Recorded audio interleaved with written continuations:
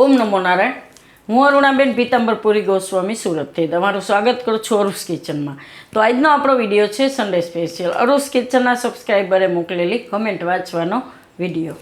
તો આજની આપણી પહેલી કમેન્ટ, તો પહેલી કમેન્ટ આજની આપણી છે ભાવિ પટેલ, નાઇસ રેસીપી આંટી એમ. ઓમ નમો નારાયણ ભાવિ પટેલ, થેન્ક યુ કમેન્ટ કરવા માટે.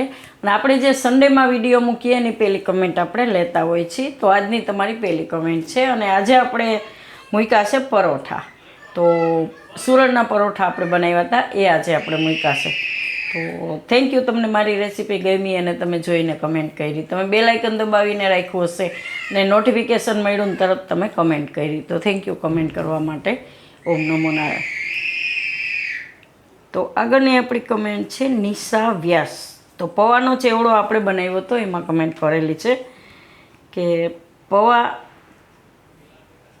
તમે પૌવા બટાકા બનાવીએ છીએ તે જ લીધેલા છે કે કોઈ જુદા પૌવા છે એમ. ઓમ નમો Narayan Nisha, thank you comment કરવા માટે. તો આપણે જે પૌવાનો ચેવડો બનાવ્યો હતો એમાં તમે કમેન્ટ કરેલી છે. તો પૌવાનો ચેવડામાં તમે નોર્મલ જે આપણે બટેટાના પૌવા હોય એ પૌવા લઈ શકો એમ, જે તરીને આપણે બનાવીએ એમાં. અને જો શેકેલા તમારે બનાવવા હોય તો એના માટે નાયલોન પૌવા હોય છે, તો તમે એ લઈ શકો એમ. તો થેન્ક યુ કમેન્ટ કરવા માટે. ઓમ નમો નારાયણ. તો આગળની આપણી કમેન્ટ છે મીનાબેન, જય સ્વામિનારાયણ અરુણાબેન, કેમ છો બેન? બહુ સરસ બ્રેડના પીઝા બનાવ્યા અને ખૂબ સરસ. તમારી નાની મુન્નીને મારી યાદી આપજો અને અમારા વતી રમાડજો. સરસ ખિલખિલાટ હસતી હોય છે. જય સ્વામિનારાયણ. ઓમ નમો નારાયણ. સુરતથી મીનાબેન વાઘેલા. ઓમ નમો Narayan Minaben, thank you comment કરવા માટે. અને આપણે જે પીઝા બનાવ્યા હતા બ્રેડમાંથી, નાના મિની પીઝા, એમાં તમે કમેન્ટ કરેલી છે અને તમને ગઈમાં એ જાણી આનંદ થયો. અને તમે કીધું કે તમારી નાની મુન્ની, તો અમારી અર્પિતા તો આખો દી ખિલખિલાટ જ કરતી રહેતી હોય અને ચીલાતી બહુ જ હોય. ઘણા વિડીયોમાં તમને અવાજ આવશે, બહુ અવાજ કરતી હોય એમ. તો થેન્ક યુ તમે એના માટે, તમે વાલ કીધું એમ. થેન્ક યુ કમેન્ટ કરવા માટે. ઓમ નમો નારાયણ. તો આગળની આપણી કમેન્ટ છે શીતલ ચૌહાણ, બ્રેડના પીઝામાં કમેન્ટ કરેલી છે. ઓમ નમો નારાયણ માસી, કેમ છો? મજામાં ને? જય શ્રી કૃષ્ણ. ખૂબ જ સરસ છે પીઝા એમ. ઓમ નમો Narayan Sheetalben, thank you comment કરવા માટે. અને પીઝામાં તમે આપણે બ્રેડના પીઝા બનાવ્યા એમાં કમેન્ટ કરેલી છે. તો તમે કીધું કે એકદમ સરસ પીઝા બનાવ્યા અને તમને ગઈમાં એ જાણી આનંદ થયો. તો થેન્ક યુ કમેન્ટ કરવા માટે. ઓમ નમો નારાયણ. તો આગળની આપણી કમેન્ટ છે દિવ્યેશ ગાંધી. તો બ્રેડના પીઝા બનાવ્યા હતા એમાં જ કમેન્ટ કરેલી છે. તો ઓમ નમો નારાયણ અરુણાબેન, ઓસમ.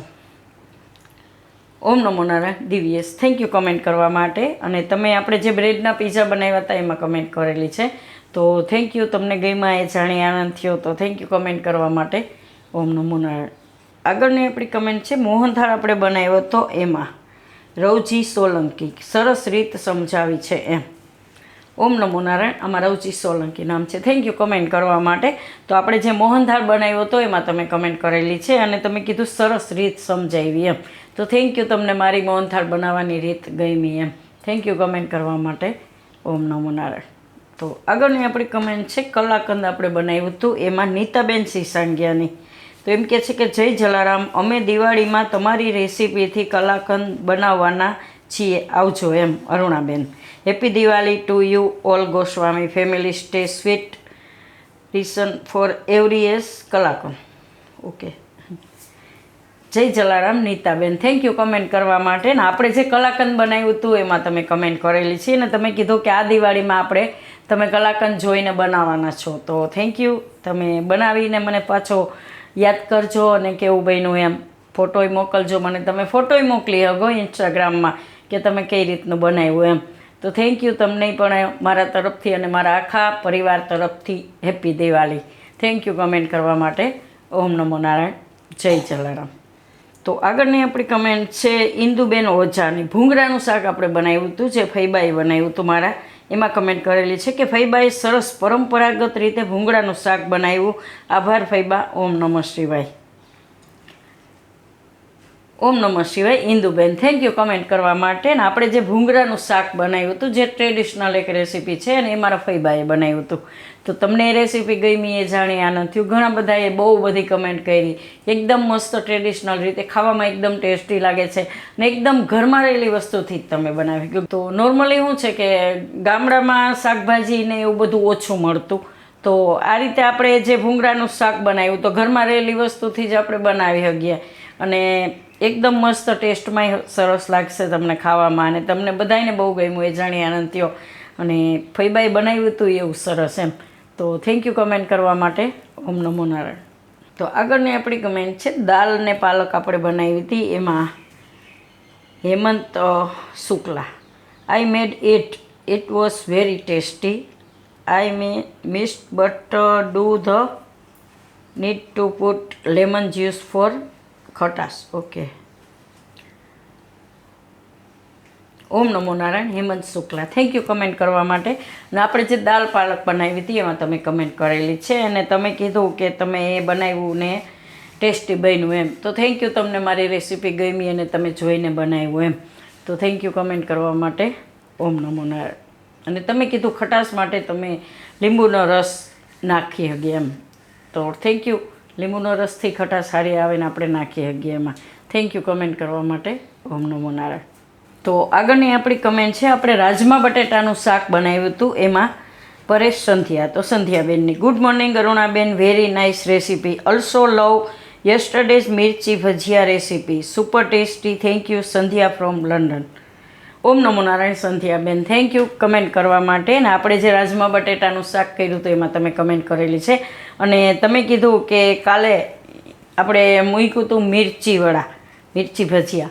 તો એ રેસીપી તમને ગમી એ જાણી આનંદ થયો એમ. તો ભજીયા તો આપણને ભાવતા જ હોય તો આ રીતે અલગ અલગ બનાવી શકીએ એમ. તો થેન્ક યુ, તમને એ ભજીયાની રેસીપી ગમી એમ. થેન્ક યુ કમેન્ટ કરવા માટે. ને તમારી કમેન્ટ રોજ હોય જ છે. થેન્ક યુ કમેન્ટ કરવા માટે. ઓમ નમો નારાયણ.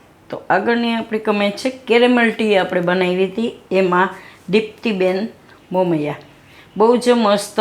આજકાલ સ્ટીલની ગરણી કંઈક ને કોઈને ત્યાં ક્યાં જોવા મળે છે એમ, પ્લાસ્ટિકની જ જોવા મળે છે. અને કેટલી સરસ ટી લાજવાબ, કેટલી સરસ એમ ટી લાજવાબ. ઓમ નમો Narayan Diptiben thank you comment કરવા માટે. ને આપણે જે કેરેમલ ટી બનાવી હતી એમાં તમે કમેન્ટ કરેલી છે અને તમને ગમી એ જાણી આનંદ થયો. અને તમે ગળણી વિશે વાત કરી કે સ્ટીલની ગળણી આજકાલ નથી જોવા મળતી, પ્લાસ્ટિકની જ બધા વાપરતા હોય છે એમ. તો અમે લગભગ ઘરમાં પહેલેથી સ્ટીલની જ ગળણી વાપરીએ છીએ.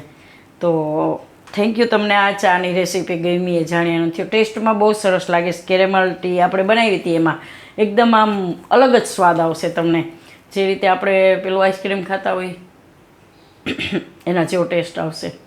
બટરસ્કોચ જેવો ટેસ્ટ આવશે ચામાં તમને. કેમ કે કેરેમલ ટી કરીને કરીએ ને એટલે એકદમ ટેસ્ટમાં મસ્ત બને છે એમ.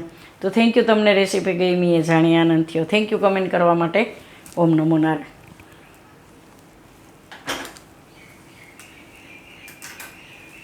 તો આ તો આપણો સન્ડે સ્પેશિયલ અરુસ કિચનના સબસ્ક્રાઈબરે મોકલેલી કમેન્ટ વાંચવાનો વિડીયો. જો કોઈની કમેન્ટ આવી ગઈ હોય તો દિલથી સોરી. અને હમણાં શું છે કે ઘણીવાર એવું થતું હોય કે આપણે સન્ડેનો વિડીયો નથી મૂકી શકતા કેમ કે તહેવારો આવતા હોય અને કામ થોડુંક વધી જતું હોય. તો ઘણીવાર એવું થાય કે બહાર ખરીદીમાં ગયા હોય તોય ટાઈમ ન મળ્યો, એના માટે સોરી. અને અત્યારે દિવાળીના તહેવાર ચાલુ છે, આપણે 11થી જ ચાલુ થઈ જાય છે દિવાળી ને 12 ધનતેરસ, આજે કાળી ચૌદશ છે, કાલે દિવાળી છે, એ રીતે એમ. તો બધાયને મારા તરફથી બધાય મારા વ્યુઅર્સને હેપી દિવાળી અને આવતા વર્ષમાં તમારે બધાયની બધી મનોકામના પૂરી થાય અને સુખ શાંતિથી રહ્યો એમ. તો થેન્ક યુ બધાયને કમેન્ટ કરવા માટે. ઓમ નમો નારાયણ.